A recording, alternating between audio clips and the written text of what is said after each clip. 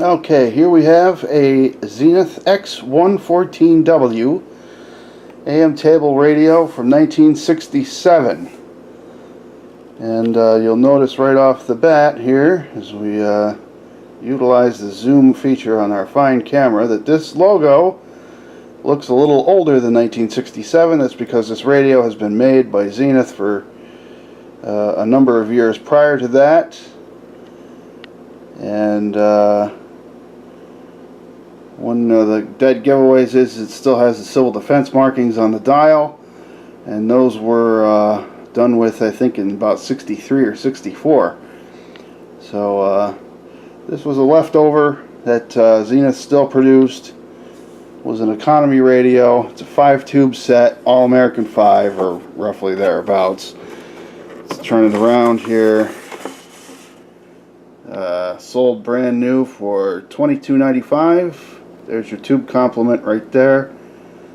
And of course, whoops, let me get this thing to focus. There's your chassis number right there, 5M04, which I think dates back to 62 or 63, just off the top of my head. I think that's about how old or how long they had made these. Zenith discontinued this radio after the 1968 model year. So alright, let's see what it does here. Let's just turn it on and let it warm up for a quick second, and see if we get anything out of it. Alright, right off the bat, there's our bad filter capacitors.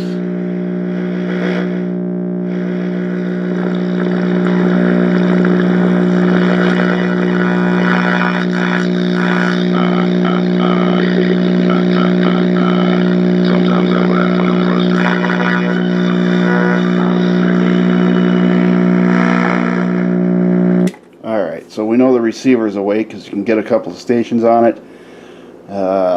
So let's open it up and check it out. Okay, let's see what we got here. Got a Zenith speaker right off the bat, and we look at the chassis. Nary a transistor to be found. A couple of IF cans. Nice old school tuning capacitor in there. Fairly respectable sized ferrite rod antenna, although it's looped kind of interestingly. But oh, there's your chassis number right there, 5M04, and way up there, tucked away in the back, is the filter capacitors. Paper cap, it's a couple of them right there, and we'll have to pull it apart to see what else we can find here. There's the output, audio output transformer. This is one side of this goes from the AC right to the volume control, and the other lead disappears in the back there, so we'll have to pull the chassis out for further investigation here, but this should be a pretty straightforward repair. Okay, the first thing you'll notice is that little wafer board that's in between the tuning capacitor and the chassis, the metal chassis, and that would automatically tip you off that this is a hot chassis set. So not something that you want to work on when it is plugged in. And of course it has the knobs here are, well, wow, these do come out. Normally these are captive knobs, but wow, this one comes out, which is unusual. But anyway, normally they'll stay in to promote the use of them when working on them. Don't give you a lot of room in here as far as wire, so I'll probably have to disconnect the speaker to pull this thing completely out. But this looks like a pretty straightforward operation going on here with that big old cap right there. Let's take that out and tack in a couple, and we'll see how it plays.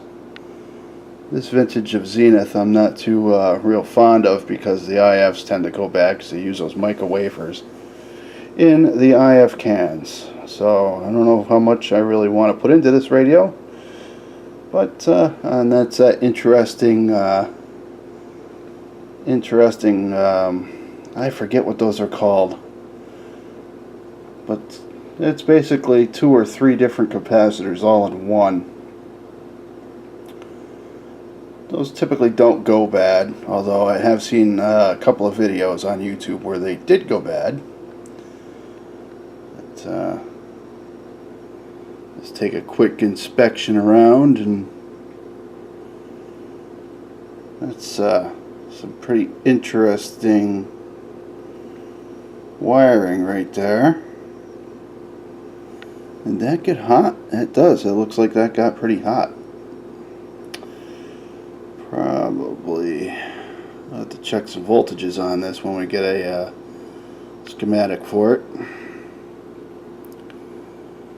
But I don't see too many things that are on here that are burned up. That wiring is weird, though. I've never seen that before. It's like a pretzel wire. I don't know what to call it. Definitely coated with something. That's strange. I don't see any burnt resistors in here. Always do a good visual inspection first, just to check and see what's going on. See if there's any other obvious problems with the radio. But this one looks fairly decent so far, except for that, and I'm wondering why that looks like that got hot. Could be from the filter capacitors being bad in this thing, but it doesn't smell from running it for a minute. So we'll change that bad boy out and see how it plays. Okay, that wasn't the easiest thing in the world, cutting that. I tell you what, they don't build things like they used to. I think we all know that. Let's see what we got here. We got a 60 at 150 and a 20 at 150. So, alright, let's, I'm not really sure how I'm going to mount these. I don't have any terminal strips. I wish I had a terminal strip where I could just tack it onto the side of the board here or something. We're going to have to get creative, but well, at least we got long enough wires here to work with. Alright, let's replace this. Okay, the only thing the parts bin was able to give up was a 22 at 450 axial.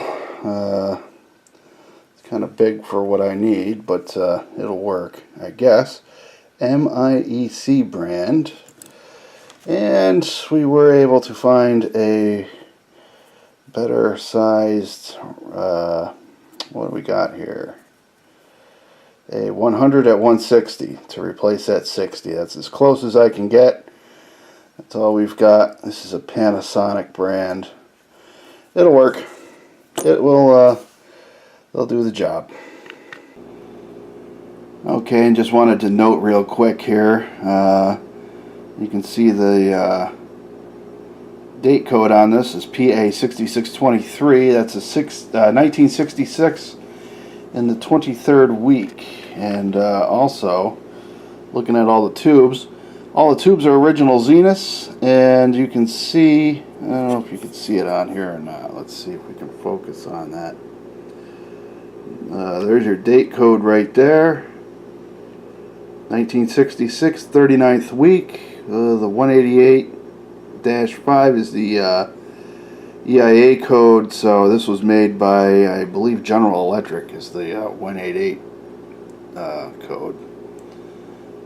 So anyway, you can see where I just kind of mashed those two caps back up in there. There's really not a lot of mounting choices without a terminal strip, and I don't have one, and I'm not putting a lot of time or resources into this particular radio because it's never going to get used, but they're up in there. They're pretty secure with a little dab of glue on the original clamp for the old paper cap. I tried to save that, and that actually holds them fairly secure in there.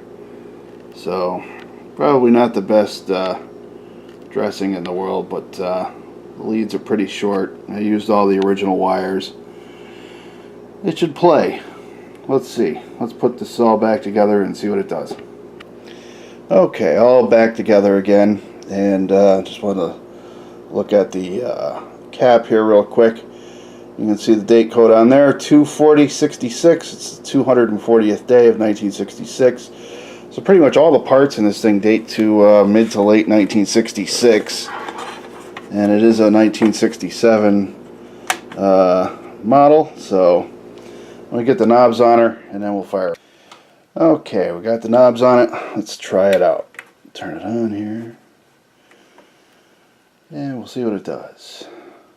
Give it a sec to warm up, and no smoke, no crackling. That's a good sign.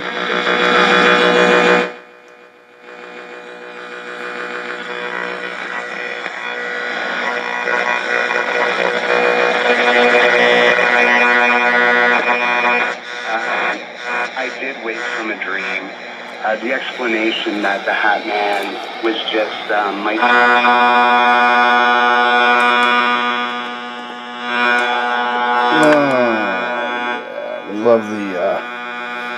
We love the neighbor's Chinese power supplies. Hang on a second, we're going to find a new location for this. Okay, well, the kitchen's not a good place for reception, neither will it be in here, but at least we'll be able to pick up a couple of stations anyway. So let's give it a shot here and see if it plays halfway decently. Maybe. The Zenith X114W from 1967. Yeah, you see, that's the neighbor's cheap Chinese power supplies, and it's all over the AM band, and my battery operated radios can null that out, but the tube radios operating off of mains power for some reason pick it up very, very well, which is a shame. But anyway,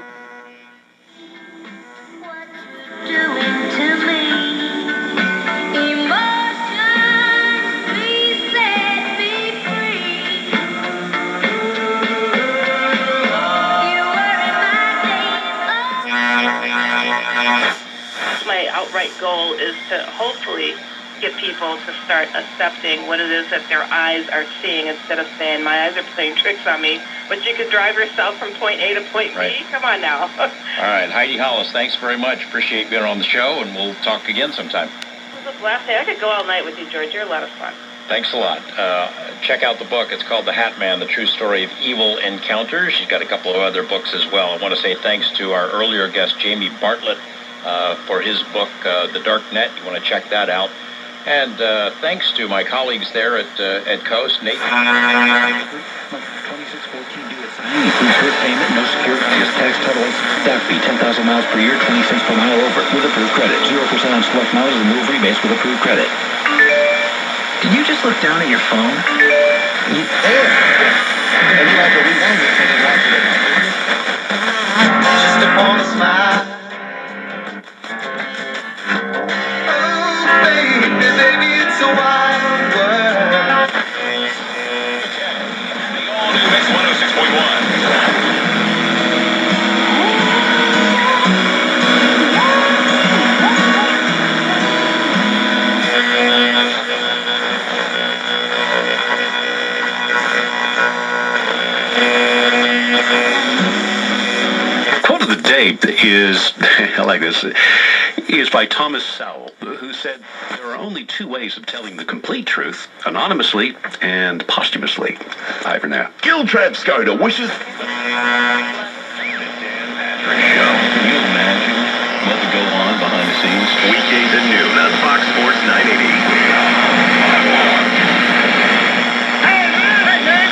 This is J. Moore Sports. Sports. You guys are my talk and get healthy. One man is getting this down, please. You take care of your pets. Now it's their turn to take care of you. Visit GetCoveredAmerica.com. getcoveredamerica.org to learn about your health insurance options.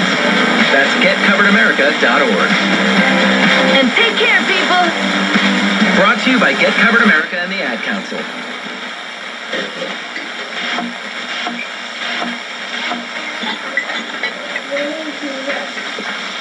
Can you tell if the surfaces in this kitchen are crawling with bacteria that could cause chronic arthritis?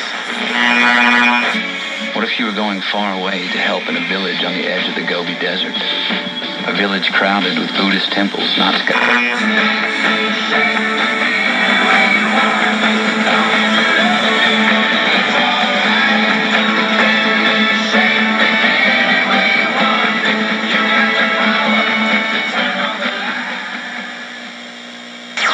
You found it. Magic 590 AM. WROW, Albany, New York. CBS News, I'm Frank Sedapani. Forecasters say parts of the Northeast could be dealing with dangerous black ice on roads and sidewalks again this morning. Glazed roads yesterday contributed to at least 5 deaths. The biggest traffic wreck involved as many as 50 vehicles on I-76 just outside Philadelphia. That was kind of shitty. It's because people drive too damn fast. Anyhow, there you go. The Zenith X114W from 1967 here on North River TV. Less to come later on. Thanks for watching.